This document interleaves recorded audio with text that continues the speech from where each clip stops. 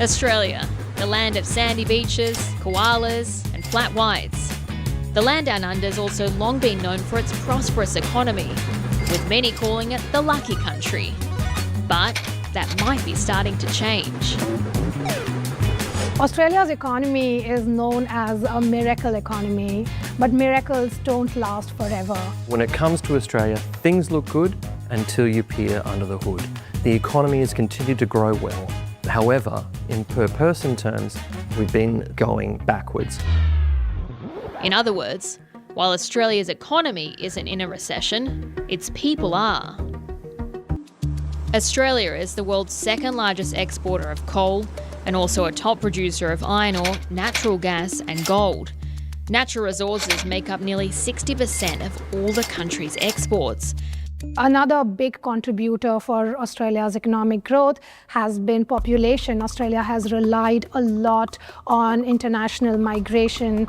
Over the past 20 years, migration growth in Australia has been 35%. That is much faster than any other developed world countries. Australia's always been an immigration nation, and strong population growth has been one of those things that help to underpin that growth story. Australia is in the grips of a well-documented housing crisis as home prices continue to climb with demand still outstripping supply.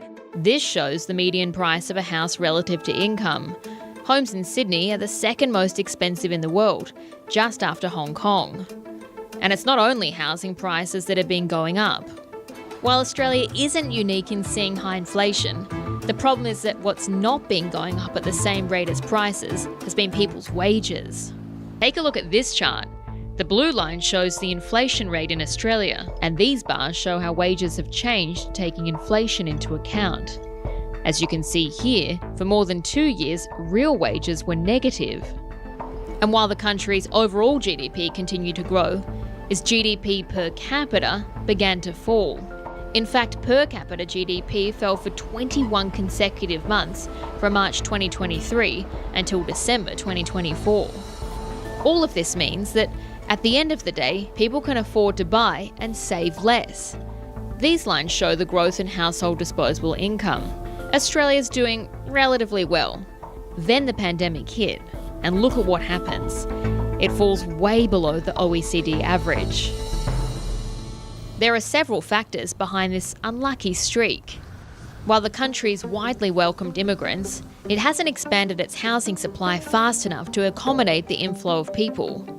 After the pandemic, when Australia reopened its borders, we saw a big influx of people coming from overseas, and that put a lot of pressure on our existing resources, in particular housing.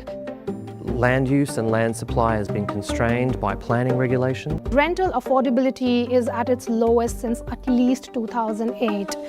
That is a very big proportion of anybody's income going into rents or going into mortgage payments. A good way of figuring out the health of an economy is how much people spend versus their income. Australia's household debt is over 200% of household income. That's one of the highest in the world. In comparison, the US is around half this. And then there's the issue of productivity. Productivity in very simple terms is how much you produce from your existing resources. If I'm able to produce more goods and services from my existing resources, then I'm able to make more profits.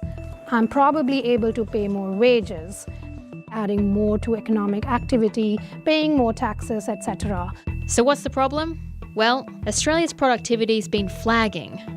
If we look over the course of the last decade, GDP per hour worked in Australia's economy has been flat.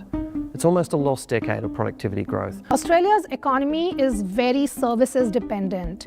Care sector is Australia's largest sector. We've seen big increases in disability services, aged services, some of these less productive relative to mining or manufacturing or other industries within the economy. Australia has earned a fairly good reputation as one of the highest performing economies in the world. But what's at stake here, if we don't turn this productivity story around, is seeing Australia's relative economic standing begin to fall behind.